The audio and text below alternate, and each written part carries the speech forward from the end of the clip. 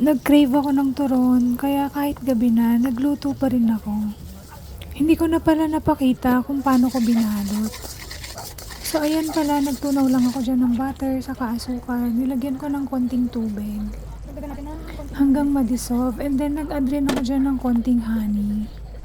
Kasi wala akong brown sugar. Hindi naman halatang white sugar yung ginamit ko kasi medyo toasted yung pagkakaprito ko.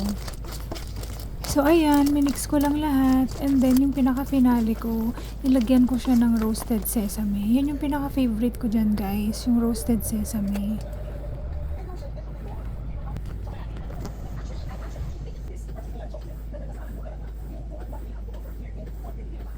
Is as the area where the account is between Bicol.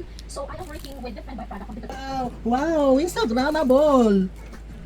Wow, yummy.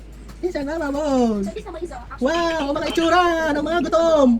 Oh, so these are perfect pasalubongs items from Baguio. Are one of my limited edition that I collaborate with a local artist in Baguio. So you can see it is this yum. Look at the inside, oh. Diba? Good, good. Ang daming banana. Super ripe. Look, guys, oh. Gawa naman kayo. Why not? Hello, welcome to Baguio City. Diba bumalik po ulit kami, but this time kasama namin si Baguio.